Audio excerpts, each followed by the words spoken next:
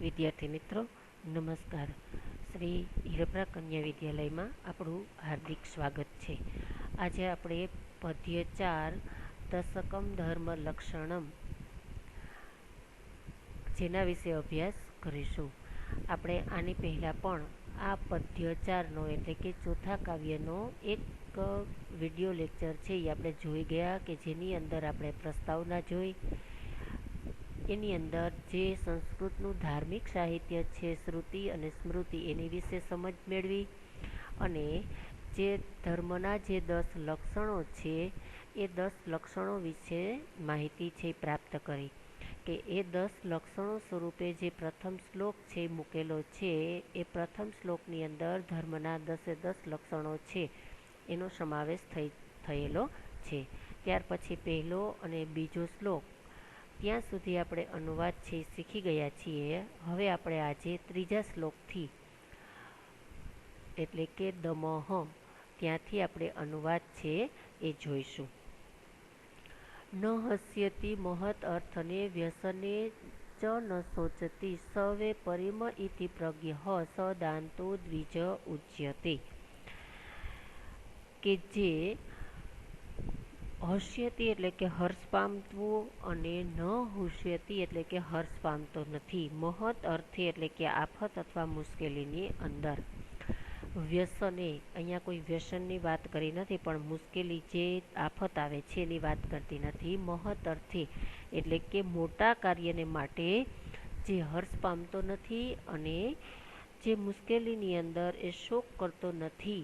Save પરિમયતિ પ્રજ્ઞ way એટલે ખરેખર ખરેખર તે પ્રજ્ઞ એટલે કે ડાયા માણસો ખરેખર તે પ્રજ્ઞાવાન માણસો અથવા ડાયા માણસો છે.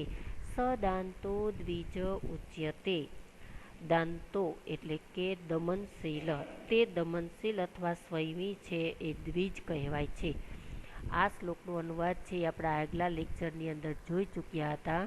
એમાં પણ આપણે દમઃ એટલે કે જે ઇન્દ્રિયો ઉપરનો કાબુ આપણે 5 ઇન્દ્રિયો વિશે સમજ મેળવી હતી કે શ્રોત ત્વચા આંખ જીભ અને ઘ્રાણ એટલે કે નાક એ 5 જ્ઞાનેન્દ્રિયો છે. તેના દ્વારા જે આપણે શબ્દ સ્પર્શ રૂપ રસ અને ગંધ એ 5 વિષયો દ્વારા આ અંદર છે એ આપણે પ્રવેશ કરીએ છીએ એ અને પાંચેન્દ્રિયો દ્વારા કોઈ પણ વસ્તુ છે એની સમજ છે પ્રાપ્ત કરીએ છીએ.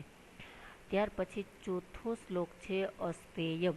સૌથી પહેલાં આપણે અસ્તેય શબ્દ છે એની સમજૂતી છે પ્રાપ્ત કરી લઈએ. અસ્તેય એટલે કે ચોરી ન કરવી. વિદ્યાર્થીઓ આપણા મનસની અંદર મોટે ભાગે એમ છે કે ચોરી એટલે કે બીજા કોઈની વસ્તુઓ લઈ લેવી. પરંતુ મહર્ષિ પતંજલિએ જે યોગ દર્શનની અંદર જે 5 યમ અંતર્ગત અસ્તેય છે એનો સમજૂતી એવી આપેલી છે કે કોઈની વસ્તુ તેની જાણ બહાર લઈ લેવી તેને તો ચોરી કહીએ છીએ, પરંતુ અન્યની કોઈ વસ્તુ હોય છે બીજા માણસોની વસ્તુઓ હોય છે તેમાં જો મનથી પણ આસક્તિ થાય તો તેને પણ આપણે ચોરી કહી શકાય છે. આ રીતે ચોરીનો ભાવ ન હોય એને શું કહેવામાં આવે છે? અસ્તેય. અન્ય દિયે તૃણે રત્ને કાંચને મૌતિકે અપીવા મનસા વિનિવૃત્તયા તદ અસ્તેયમ વિદુર્બુદ્ધાઃ. અસ્તેય એટલે ચોરી ન કરવી.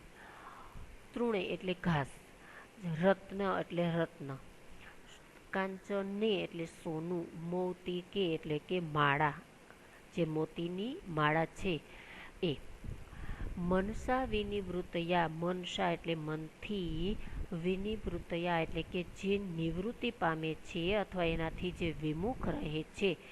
તદ અસ્તેયમ તેને વિદુર્બુદ્ધાઃ એટલે કે તેને સમજદાર જે માણસો છે એને શું કહેવાય એ શું કહે છે એને અસ્તેય એટલે કે ચોરી ન કરવી તે અથવા અચૌર્ય કહે છે.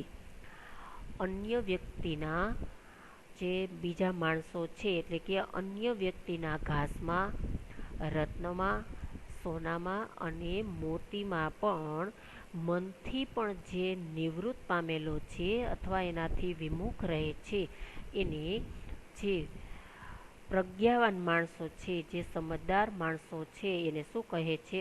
અચૌર્ય કહે છે, એટલે કે ચોરી ન કરવી એમ કહે છે. પાંચમો શ્લોક છે શૌચમ. શૌચમ એટલે પવિત્રતા અથવા શુદ્ધતા. અહીંયા શૌચમ અર્થ છે એ સ્વચ્છતા કે શુદ્ધિ થાય છે. આપણે બહારની શુદ્ધિ તો રોજ કરીએ છીએ, પરંતુ જે અંદરની જે શુદ્ધિ છે, એટલે કે જે મનની શુદ્ધિ છે, એની વાત અહીંયા કરવામાં આવી છે. કે આંતરિક શુદ્ધિ એટલે વિચારોની ભાવના, પછી ભાવની શુદ્ધિ, અને કોઈ વ્યક્તિ પ્રત્યેનો જે દુર્ભાવ છે, કોઈ વ્યક્તિ પ્રત્યેનો જે ઈર્ષાભાવ છે, એનો ત્યાગ કરવો, તેને આંતરિક શુદ્ધિ છે કહે છે. કોને? શૌચમ એટલે કે પવિત્રતા. જો તે અંદરથી શુદ્ધ હશે તો એની અંદર પોતાની મેળાએ જ ભક્તિભાવ છે એ જાગૃત થશે. શૌચમ ચ દ્વિવિધમ પ્રોક્તમ બાહ્ય અભ્યંતરમ તથા મૃત જલલાભ્યામ સ્મૃતમ બાહ્ય ભાવ શુદ્ધિ તથા અંતરમ. જો અહીંયા આપણે સમજીએ ને કે શૌચમ એટલે કે બે પ્રકારની શુદ્ધિ, આંતરિક અને બાહ્ય. અહીંયા જે શુદ્ધિ છે એ દ્વિવિધમ એટલે કે બે પ્રકારની, પ્રોક્તમ એટલે કહેવાયેલ છે. બાહ્ય અભ્યંતરમ તથા બાહ્ય અને આંતરિક. જે શુદ્ધિ છે બે પ્રકારની કહેવાયેલી છે, આંતરિક અને બાહ્ય. તમારે સાયકોલોજીની અંદર પણ ખૂબ જ સુંદર આના વિશે માહિતી છે આવતી હશે. મૃત જલ એટલે કે મૃત એટલે માટી અને જળ એટલે જળ વડે બાહ્ય એટલે બાહ્ય તથા ભાવ શુદ્ધિ એટલે કે ભાવનાની શુદ્ધિ તે અંદરની કહેવાય છે. એટલે કે માટી અને જળ વડે બાહ્ય તથા ભાવનાની શુદ્ધિ છે એને શું કહેવાય છે? અંદરની શુદ્ધિ છે એ કહેવાયેલી છે. છઠ્ઠો શ્લોક છે ઇન્દ્રિય નિગ્રહ. ઇન્દ્રિય નિગ્રહ એટલે કે જે ઇન્દ્રિયો પરનો જે કાબુ છે તે.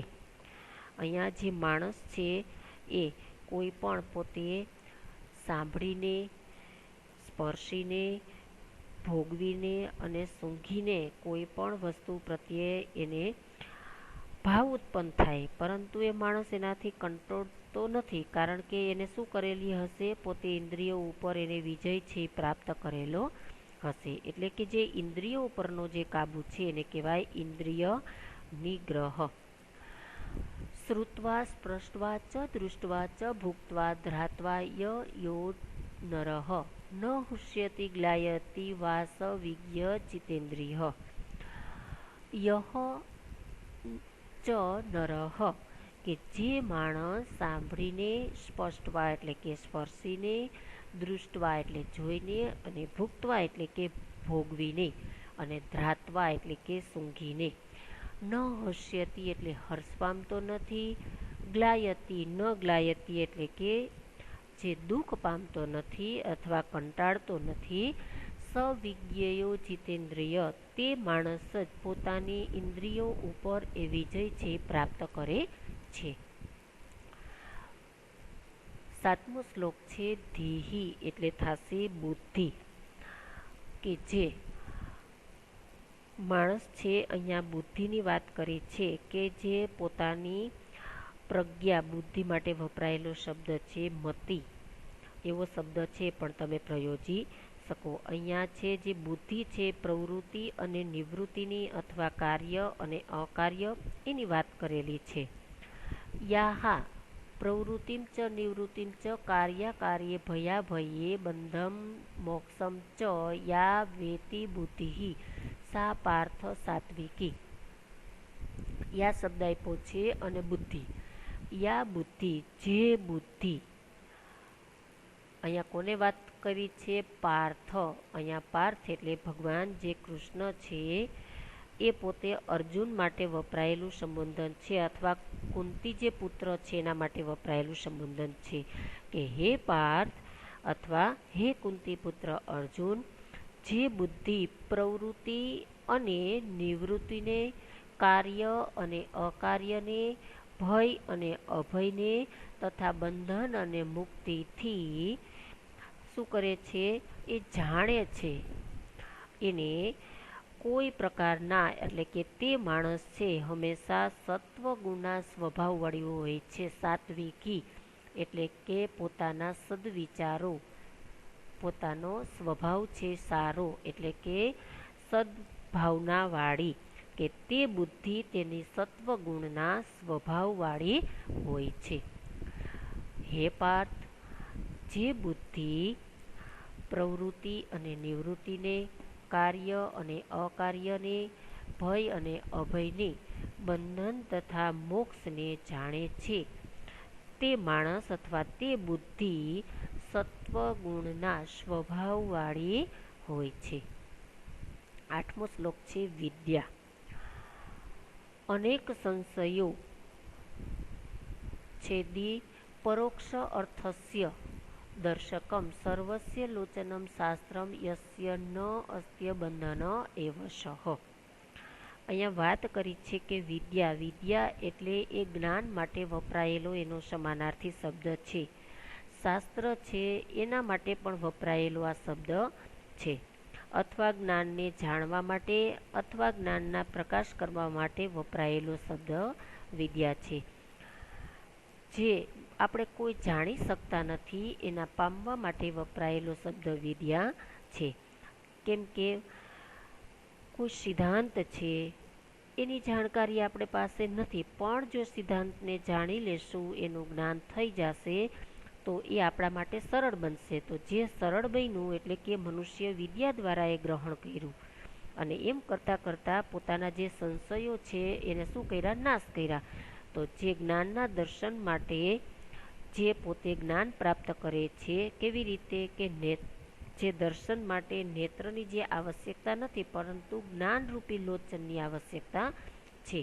એટલે કે અપ્રત્યક્ષનું પણ જે દર્શન કરાવવાનું જે સામર્થ્ય કરે છે ને શું કહેવાશે? વિદ્યા. અનેક સંશયો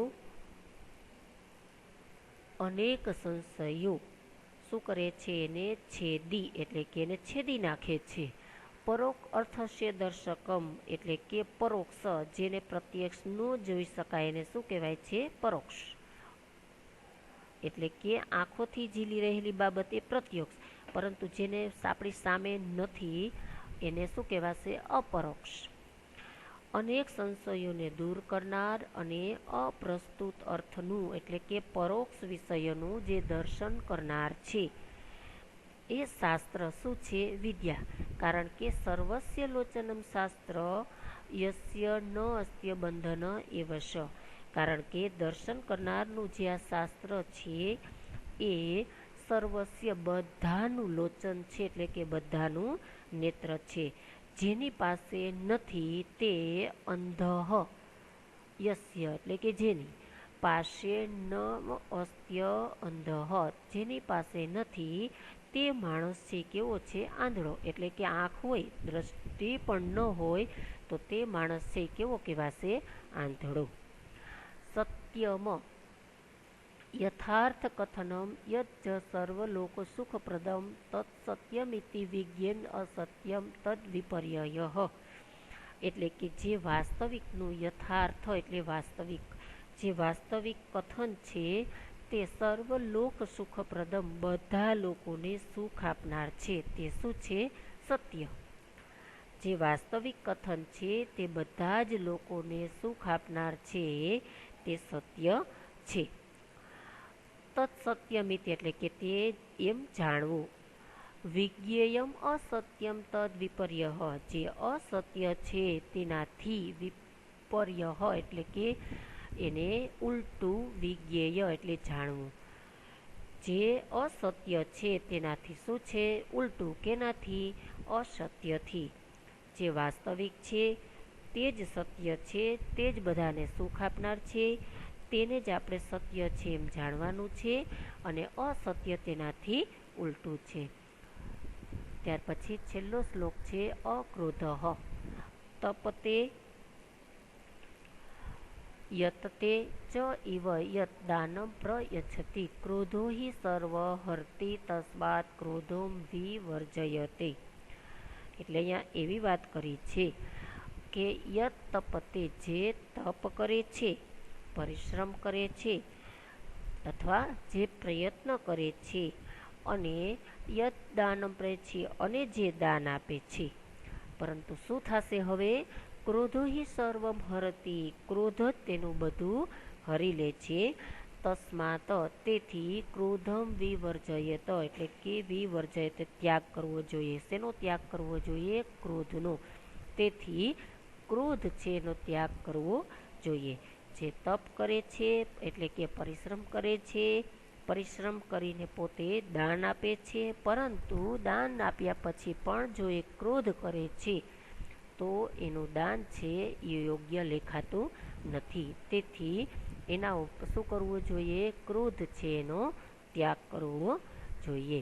વિદ્યાર્થી મિત્રો, જે આપણા 10 લક્ષણો આપેલા છે એ 10 લક્ષણો સ્વરૂપે જે શ્લોક આપેલા છે, કુલ 11 શ્લોક છે, પરંતુ એમાંથી પહેલો શ્લોક છે એ 10 લક્ષણોના છે. અને 11 એકથી જે 10 શ્લોકો છે એની અંદર શું છે કે ધર્મના 10 લક્ષણો. એની અંદર જે અમુક શબ્દો આપેલા છે એ પણ જો આપણી સામે વિશેષ એટલે કે શબ્દોની સમજૂતી રૂપે મૂકેલા છે. તો આ શબ્દો છે એને આપણે સારી રીતે સમજશું અને એને વધારે સમજવા માટે આ શબ્દો છે એનો સહારો પણ લઈશું. આભાર.